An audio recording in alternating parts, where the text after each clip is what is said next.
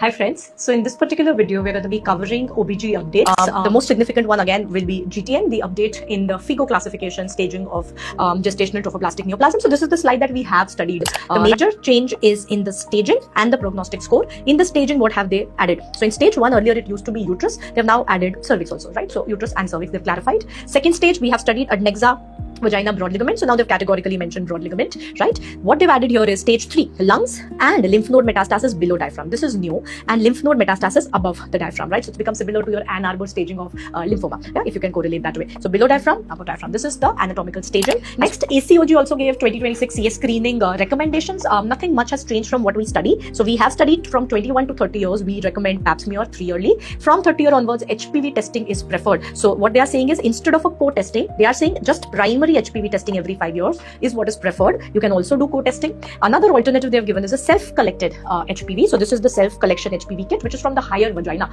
Normally we take the sample for co-testing and pap smear from the transformation zone.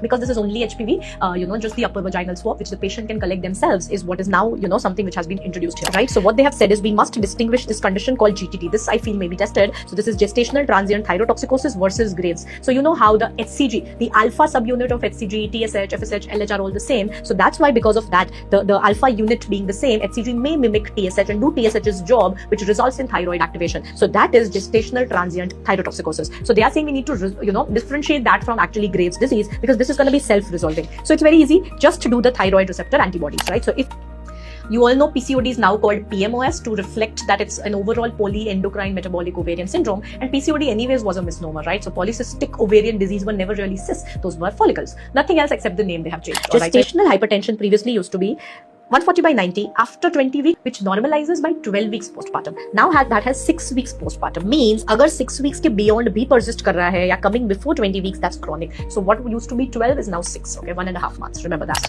Then comes the real update is they have given this gestosis score, risk factors assessment. So you have to calculate, in every female at initial visit, you will see isme se usko kaun sa risk factor hai. Suppose she has diabetes, right? So that gives us a score of 3. The moment the score is 3 or more, she becomes an at-risk patient, and we have to start her on aspirin. So agar sirf score se kara hua hai, meaning through the score only, if I have made her high risk, that means I have to start her on 75 mg of aspirin. Better, right? We can measure these.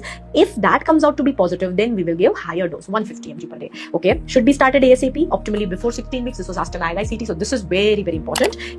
Thalassemia screening is a very important PSM OBG, combined thing. This is Project Mukta, mission to unite and keep thalassemia away. Quite catchy. So here we want to screen every female for thalassemia. This is absolutely new. The test which is recommended is HPLC. So if the female comes out to be a carrier, you test the partner. Agar dono carrier hai, we will have to check if the baby has thalassemia, because it's an